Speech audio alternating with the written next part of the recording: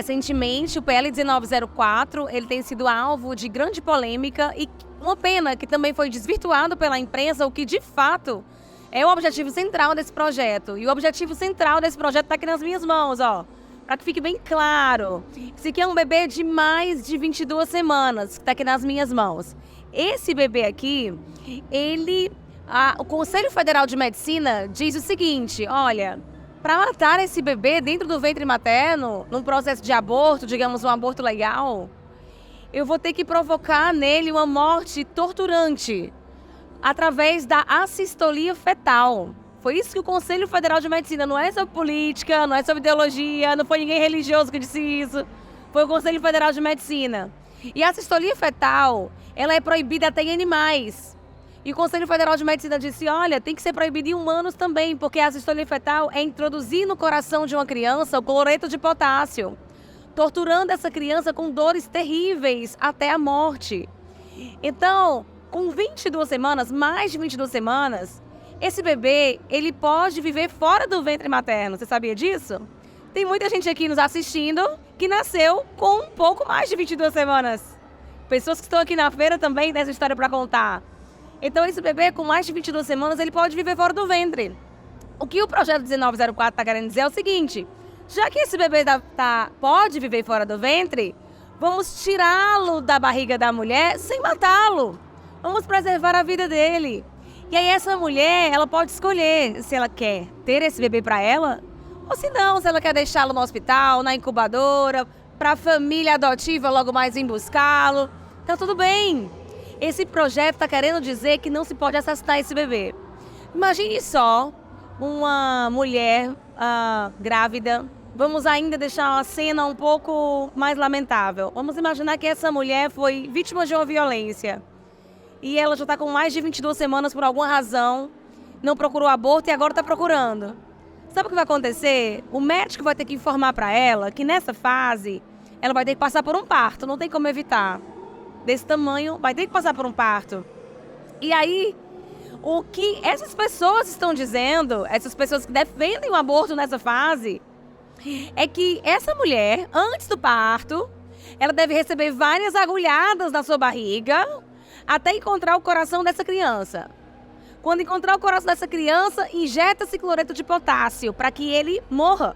E aí essa mulher seja, sim, submetida por um parto, mas ela dará luz não a um bebê vivo, mas a um cadáver. E depois disso, ela ainda passe por uma raspagem, ela pode precisar passar por uma raspagem de útero, que é um método ainda mais traumático. Então, gente, o que é mais fácil para essa mulher? É poder tirar o bebê vivo, com menos risco, sendo menos machucada psicologicamente, emocionalmente, fisicamente? Sim, com certeza. Por isso nós estamos defendendo as duas vidas. Esse é o objetivo central do PL 1904. Um bebê de mais de 22 semanas pode viver fora do ventre? Pode. Então não podemos matá-lo por prazer. Se a gente escolher matar uma criança que pode viver, nós estaremos comparando esse crime a um homicídio, porque de fato é.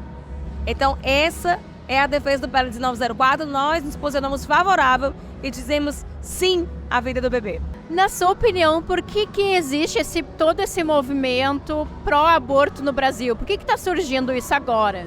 É uma ideia que não parte do brasileiro, não é a nossa identidade, não é a nossa cultura nem mentalidade. Para você ter ideia, quase 80% da população brasileira acha o aborto uma ideia reprovável. Então o que está acontecendo?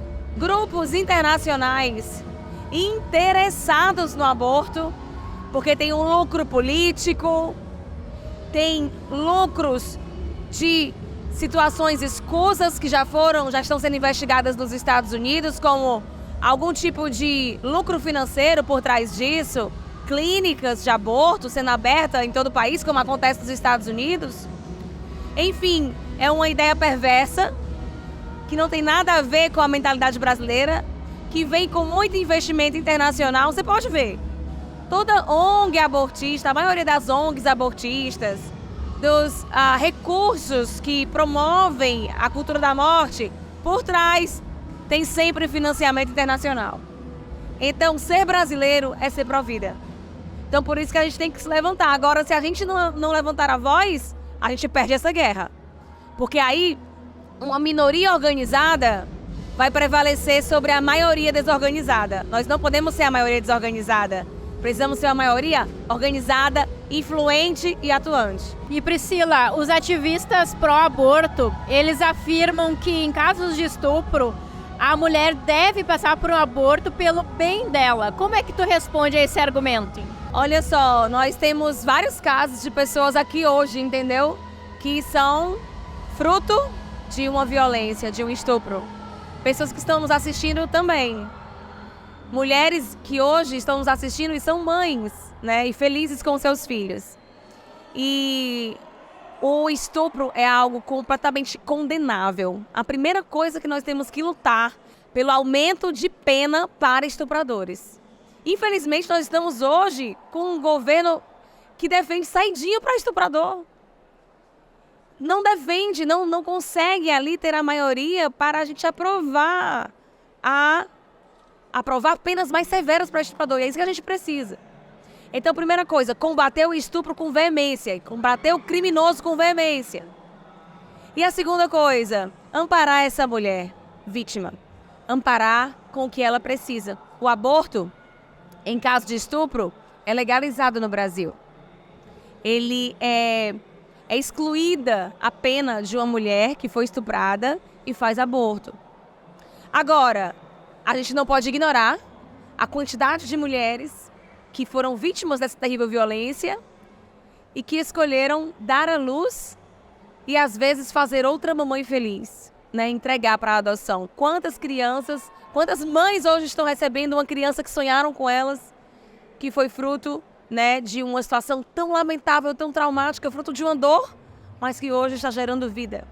Então, eu imagino que gerar vida pode também ser um processo de cura em uma situação dolorosa. Então, com todo o respeito que a gente tem dos traumas gerados pelo estupro, a gente não pode, de jeito nenhum, cruzar os braços para a luta pelo aumento de pena para estupradores. E Priscila, como os cristãos podem ajudar nessa luta pela valorização da vida?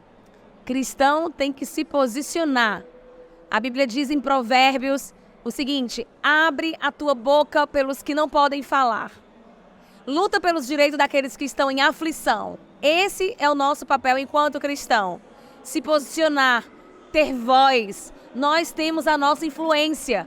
A gente não está aqui para ser espectador. A Bíblia diz que nós somos a luz do mundo. Não estamos aqui para assistir, estamos aqui para iluminar. Então vamos iluminar com a cultura da vida, colocando luz sobre essas trevas que é a cultura da morte, a cultura do aborto. E aí sim que Cristo prevaleça em nossa nação.